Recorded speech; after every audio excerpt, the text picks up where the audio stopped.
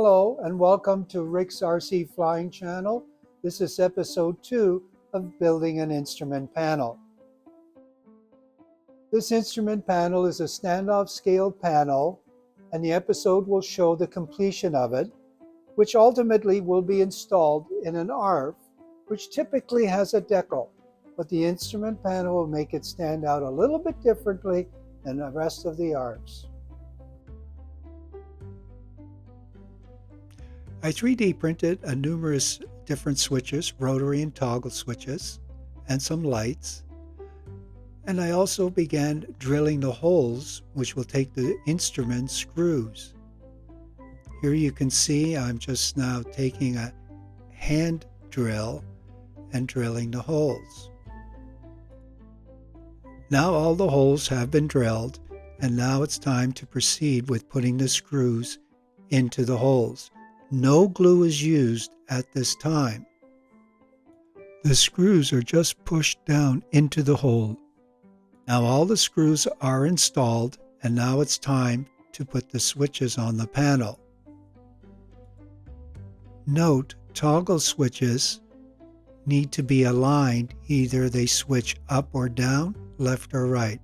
So that's what I'm doing there now, is just rotating it slightly so it's orientated properly. And also you would install lights or any other applicable switches. Now it's time to install the various switch labels. Be careful not to use too much glue that it squeezes out the sides. Here you can see how little glue I use on the back of the label.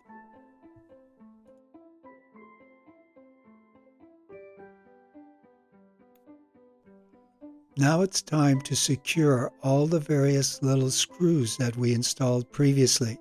So let's turn it over, take some CA glue, I'm using medium, and then just a ever so small of a drop behind each little hole that you made to install the screws.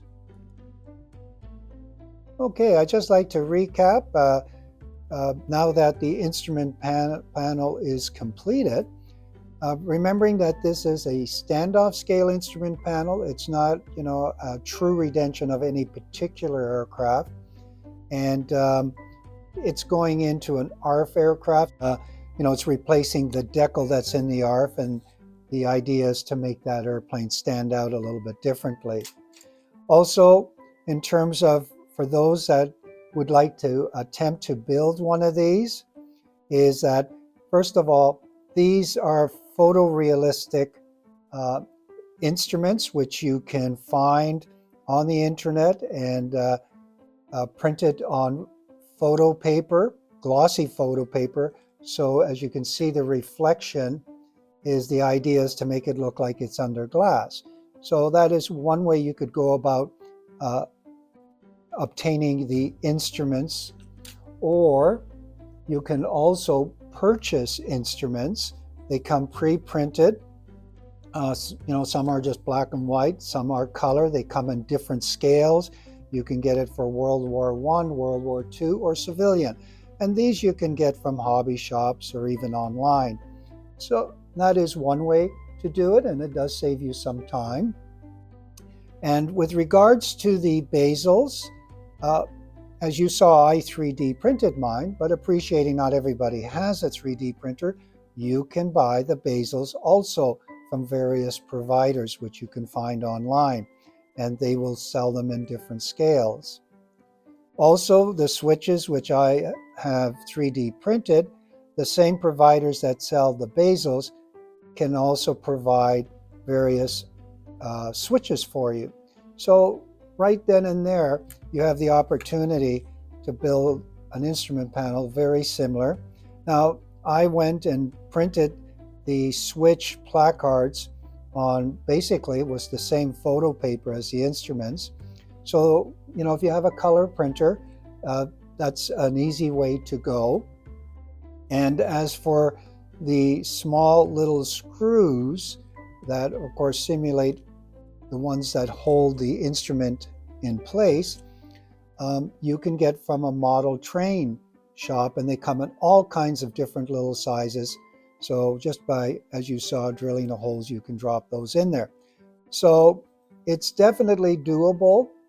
You don't have to have all the equipment that I used to produce an instrument panel.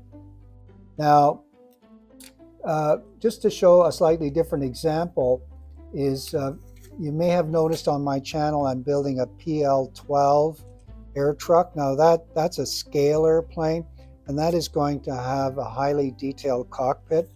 And in saying that, to give you an example, the instrument panel in that airplane will actually have all the placards engraved in the instrument panel as per the real airplane.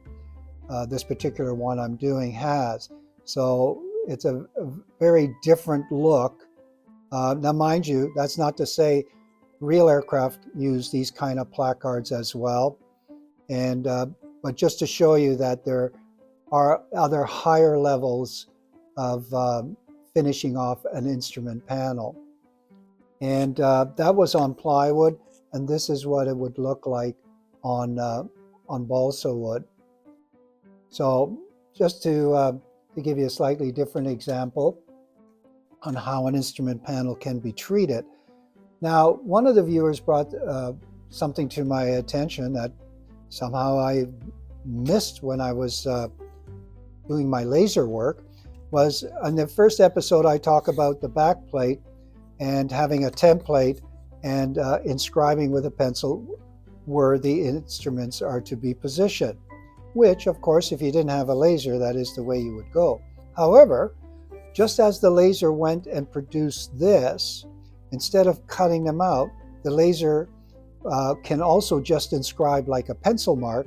So I could have had the back plate, which was produced on the laser, I could have had the laser immediately inscribe all the instrument positions. So it would have been a nice step, and I wouldn't have had to done the pencil method. But again, if you don't have a laser, of course, you know, you'd have to do it that way.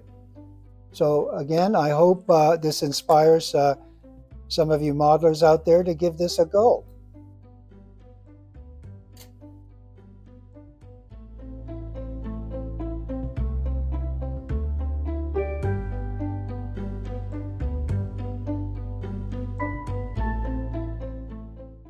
Well, that completes episode 2 of Building an Instrument Panel.